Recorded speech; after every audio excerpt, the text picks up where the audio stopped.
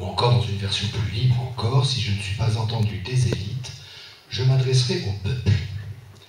Ce vers de Virgile, Freud le place en épigraphe du livre par lequel il espère modifier de fond en comble la compréhension des faits mentaux et des souffrances affectives dont la médecine s'occupe depuis quelques dizaines d'années seulement.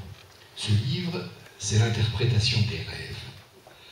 Au nom de la vérité, et par cette citation un peu précieuse, Freud prévient qu'il entend révolutionner l'ordre des savoirs.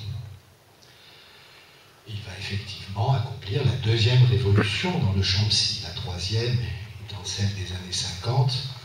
On a oublié ce que rappelle le psychopharmacologue anglais David Haley, que la découverte du premier antidépresseur par le binswangerien Kuhn a été accueillie aux États-Unis avec plus d'enthousiasme encore que ne le fut l'annonce de Gettysburg.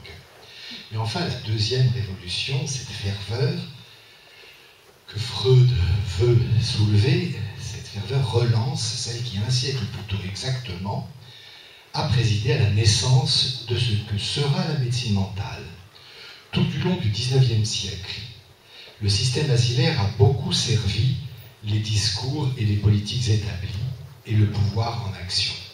Cela ne doit pas pourtant faire oublier que la psychiatrie est née d'une volonté nouvelle, celle de décrire autrement, d'écouter et de comprendre ceux qui parlent de leur souffrance morale et mentale, ceux qui s'en plaignent ou qui, plus patiemment, en pâtissent. La psychiatrie est née de ce souci, de décrire des faits de parole, afin d'y établir des classifications élémentaires qui permettent de connaître la nature des causes. Cela a été contesté dans les années 1960 et 1970. Nous devons beaucoup à la puissance d'éveil de ces contestations. Les historiens d'aujourd'hui, pourtant, démontrent qu'il n'est pas discutable que l'événement qu'a été la naissance de la psychiatrie a bel et bien eu lieu